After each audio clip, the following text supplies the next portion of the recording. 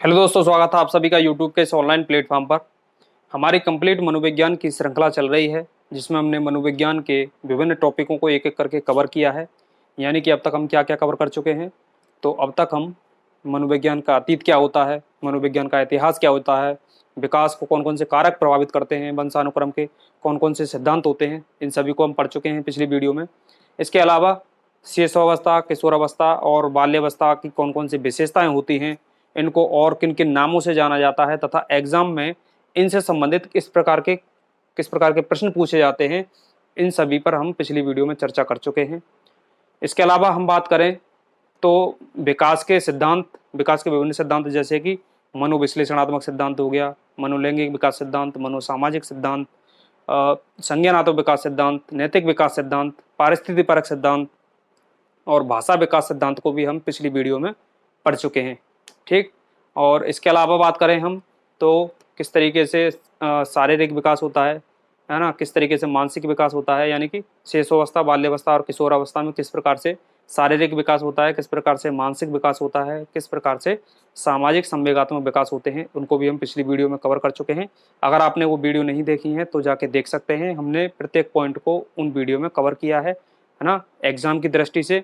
और उन पिछली वीडियो में ही हम जितने भी संभावित प्रश्न आ सकते हैं आगामी परीक्षाओं में, और जितने जो प्रश्न पूछे जा चुके हैं पिछले परीक्षाओं में, उन सभी को हम क्या कर चुके हैं, कवर कर चुके हैं पिछली वीडियो में। ठीक। तो अगर आपने वो वीडियो नहीं देखी है तो आप देख सकते हैं। और आज की क्लास में हम बात करने जा रहे हैं विकासात्मक विधियों की। ठीक है, आज हम किसकी बात करने जा रहे हैं? विकासात्मक विधियों की हम बात करने वाले हैं। तो विकासात्मक विधियों में हम बात करें तो जो पहली विधि होती है दीर्घकालीन, या इसको हम बोल सकते हैं कालानुक्रमिक या लंबवत या फिर अनुदैर्ध्य, और इंग्लिश में बोलें तो लॉन्गिट्यूडनल मेथड। ठीक। तो विकासात्मक विधियां में जो पहली विधि है हमारी वो कौन सी है? दीर्घकालीन, यानी कि कालानुक्रमिक, लंबवत या फिर अनुदैर्ध्य विधि या लॉन्गिट्यूडनल मेथड। ठीक।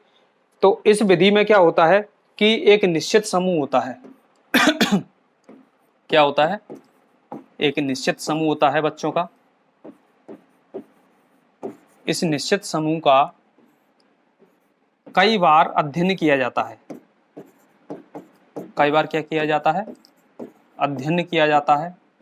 और कई बार अध्ययन करते हुए बच्चे का निदान और उपचार किया जाता है।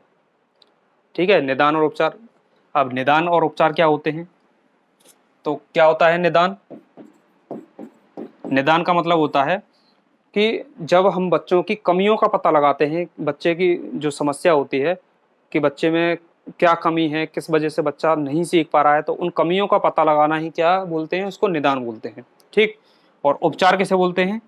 तो उपचार बोलते हैं जब कमियों का पता लग जाता है तो उन कमियों का पता लगाने के बाद में जो बच्चे को सॉल्यूशन दिया जाता है, जो बच्चे को समाधान किया जाता है, बच्चे की समस्या का जो समाधान किया जाता है, उसी को क्या बोलते हैं? उपचार बोलते हैं। ठीक। तो दीर्घकालीन जो विधि होती है इसमें क्या होता है? एक निश्चित समूह होता है बच्चों का, उसका कई बार अध्ययन किया जाता है और कई बार अध्ययन करते हुए बच्चे की समस्या का निदान किया जाता है और फिर उपचार किया जाता है। ठीक। इतनी सी बात आपको यहाँ पे याद रखनी है। वहीं हम दूसरे मेथड की बात करें तो दूसरे मेथड का नाम है समकालीन, या फिर क्या है? क्षैतिज, या फिर प्रतिखंडात्मक, या फिर हम बोले तो अनुप्रस्थ काट विधि, है ना, क्रॉस सेक्शनल मेथड। कोई भी नाम आ सकता है ना, कई नाम है। इंग्लिश में अगर आप याद रखें तो क्रॉस सेक्शनल मेथड याद रख सकते हैं, है ना, इधर लॉन्गिट्यूडनल मेथड याद रख सकते हैं, और हिंदी में तो आपको फिर यहाँ पे कई सारे नाम याद रखने पड़ेंगे मनोविज्ञान में। कि अगर हिंदी की बात करें तो हिंदी में प्रत्येक सिद्धांत के कई कई नाम हैं, जबकि इंग्लिश में एक ही नाम है।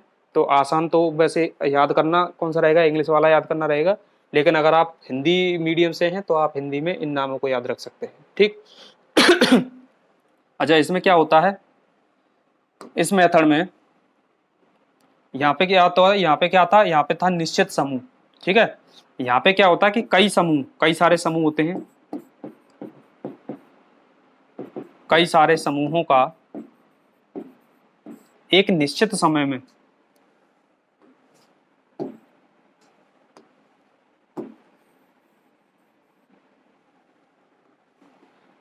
कई सारे समूहों का एक निश्चित समय में क्या किया जाता है, अध्ययन किया जाता है।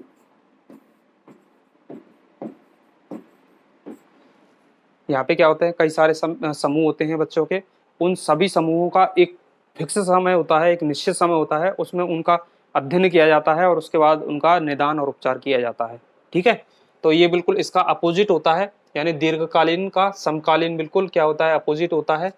ठीक है, समकालीन का मतलब है कि यानी कि निश्चित समय की यहाँ पे बात हो रही है। ठीक, तो आपको इस तरीके से याद रखना है कि दीर्घकालीन में तो निश्चित समूह का कई बार अध्ययन किया जाता है, उसके बाद निदान और उपचार किया जाता है। वहीं समकालीन या क्षैतिज की हम बात करें तो कई सारे समूह होते हैं जिनका एक निश्चित समय पे अध्ययन किया जाता है। ठीक, और वहीं हम बात करें अनुक्रमिक डिजाइन विधि की, यानी कि सीक्वेंशियल डिजाइन मेथड, ये आधुनिक मेथड माना जाता है और एक तरीके से सबसे ज़्यादा प्रचलित है ये मेथड। क्यों?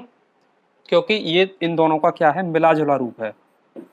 उपरोक्त दोनों का क्या है, मिला जुला रूप माना जाता है, इस वजह से ये काफ़ी प्रचलित है ना, इसको अधिक मान्यता मिली है इन दोनों की तुलना में। ठीक, तो आपको इतना याद रखना है विकासात्मक विधियों में। और अब हम बात करेंगे कि विकासात्मक रोगों की, यानी कि विकासात्मक रोग क्या होते हैं। तो विकासात्मक रोग में हम सबसे पहले हम बात करेंगे स्वलीनता यानी कि ऑटिज्म की। आपने नाम सुना होगा ऑटिज्म। ऑटिज्म क्या है, ये एक मानसिक रोग है, यानी कि मस्तिष्क से संबंधित रोग है। मस्तिष्क से संबंधित यानी कि तंत्रिका तंत्र से संबंधित रोग है। ठीक, और इसमें क्या होता है कि मस्तिष्क के कई हिस्से एक साथ काम करना जब बंद कर देते हैं, ठीक है, तब ये बीमारी होती है। ये बीमारी प्रत्येक बच्चे में अलग अलग हो सकती है। ठीक, और इस बीमारी से संबंधित मान लो अगर परिवार में कोई इन्फेक्टेड है, यानी कि इस तरह की बीमारी परिवार में किसी को है, तो इस बीमारी को दूसरे बच्चे में भी होने की क्या होती है, आशंका होती है, दूसरे बच्चे में फैलने की क्या होती है, आशंका होती है। ठीक, तो इसके लक्षण क्या क्या होते हैं। तो लक्षण इसके होते हैं कि इस बीमारी से ग्रसित जो बच्चा होता है वो और बच्चों की तुलना में देर से सुनता है ना, देर से रेस्पॉन्स करता है, यानी कि भाषा संप्रेषण क्या होता है उसका कमजोर होता है। मान लीजिए आपने उस बच्चे से किसी काम की कही, तो बच्चा क्या है 2-4 बार में तो वो आपकी बात को ही सुनेगा, है ना, उसका ध्यान बिल्कुल वो अलग रहता है, बिल्कुल भाषा संप्रेषण कमजोर होता है, बहुत देर से वो तो आपकी बात को सुनेगा और उसके बाद में बहुत धीरे धीरे वो आपकी जवाब का क्या करेगा, आपके प्रश्न का जवाब देगा, बहुत स्लोली रेस्पॉन्स करेगा, है ना। तो रेस्पॉन्स प्रतिक्रिया कैसी होती है, धीमी होती है, भाषा संप्रेषण कमजोर होता है ना। और ऐसा बच्चा जो है वो समाज से क्या है बचना चाहता है ना, यानी कि अकेला रहना पसंद करता है। जहाँ पे 2, 4, 10, 5 लोग बैठे होते हैं वहाँ पे उसे जाने में क्या लगता है, डर लगता है, वो वहाँ पे नहीं जाता है, अकेले रहना पसंद करता है ना।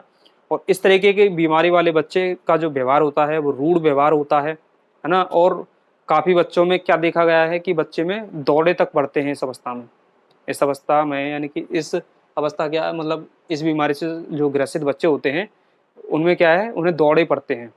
दौरे का मतलब है कि जैसे मान लीजिए कि दौरे तो आपने देखे होंगे, जैसे बच्चा अचानक खड़ा है, खड़े फिर गिर गया, हाथ पैर हिलाने लग गया, है ना। तो इसमें क्या होता है, बच्चा तरह तरह की हरकतें भी करता है, जैसे पंजे के बल पे वो चलेगा, है ना, और बेमतलबी हाथ पैरों को हिलाता रहेगा, है ना। इस तरीके की अजीबोगरीब हरकतें बच्चा करता है। और ये जो बीमारी होती है, ज़्यादा एज के जो माता पिता होते हैं, एक तरीके से जाने कि किसी की शादी ज़्यादा लेट हुई है और उनसे हुए जो बच्चा है उनमें भी ये बीमारी हो सकती है, उनमें ये बीमारी होने की आशंका होती है। और जो प्री मैच्योर बेबी होते हैं, यानी कि जो समय से पूर्व जिनका जन्म हो जाता है, उसमें भी इस तरीके की बीमारी देखने को मिलती है। ठीक, और हम बात करें तो लड़कियों की तुलना में लड़कों में ये बीमारी होने की आशंका लड़कियों से 4 गुनी अधिक होती है। यानी कि ज़्यादातर ये लड़कों में ही होती है ये वाली बीमारी, लड़कियों में बहुत ही कम देखने को मिलती है। ठीक, तो ये कौन सी बीमारी रही, ये ऑटिज्म की बात रही। ठीक, और अब हम बात करेंगे AHD की, दूसरे विकार की हम बात करेंगे, यानी कि ADHD यानी कि अवधान न्यून अतिक्रिया विकार। इसमें क्या होता है, अवधान न्यून का मतलब, अवधान का मतलब होता है ध्यान केंद्रित करना। ठीक, और अतिक्रिया का मतलब है कि कोई भी काम जल्दबाजी में करना, है ना, जल्दबाजी। तो वैसे 2 अलग अलग विकार हैं, यानी कि अवधान न्यून एक अलग विकार है और अतिक्रिया विकार एक अलग विकार है, और अवधान न्यून अतिक्रिया विकार भी एक क्या है, अलग है। यानी कि किसी बच्चे में केवल और केवल अवधान न्यून हो सकता है। अवधान न्यून का मतलब है कि इस तरीके के बच्चे का जो ध्यान है वो केंद्रित नहीं होता है। केंद्रित नहीं होता है का मतलब है कि आपने बच्चे से कुछ कहा तो बच्चा क्या है, आपकी बात को सुन ही नहीं रहा है, पता नहीं उसका ध्यान कहाँ पे है, उसका फोकस ही नहीं है आपकी तरफ। ठीक है, तो इसमें क्या होता है, बच्चा उसका ध्यान केंद्रित नहीं होता है, बच्चा कोई चीज़ याद नहीं रख पाता है, भूलने की आदत होती है ना, चीज़ों को जगह जगह पर रख के वो भूल जाता है ना।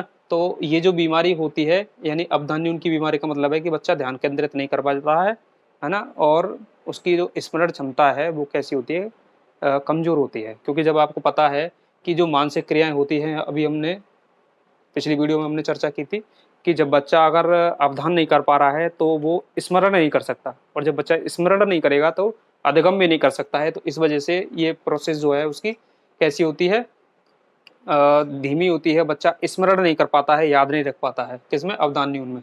और अतिक्रिया विकार की हम बात करें तो अतिक्रिया में इसमें क्या होता है, अति का मतलब होता है कि जल्दी किसी भी चीज़ की। तो किसी भी चीज़ को अगर आप अत्यधिक जल्दी में करेंगे, जल्दबाजी में करेंगे, तो कोई भी काम परफेक्ट तरीके से नहीं होगा। ठीक है, कुछ बच्चों को आपने देखा होगा कि वो क्या करते हैं, अतिक्रिया करते हैं, है ना।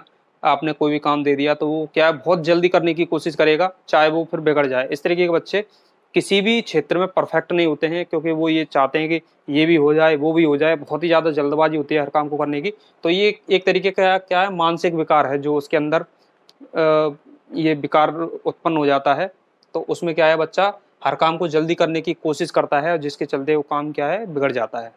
ठीक, और यही बीमारी यानी अवधान न्यून और अतिक्रिया विकार किसी अन्य बच्चे में हो सकते हैं, यानी एक ही बच्चे में ये दोनों भी हो सकते हैं कि उसका ध्यान केंद्रित वाली समस्या भी हो, यानी अवधान न्यूनता विकार भी हो, अतिक्रिया विकार भी हो सकता है, और अलग अलग भी हो सकते हैं।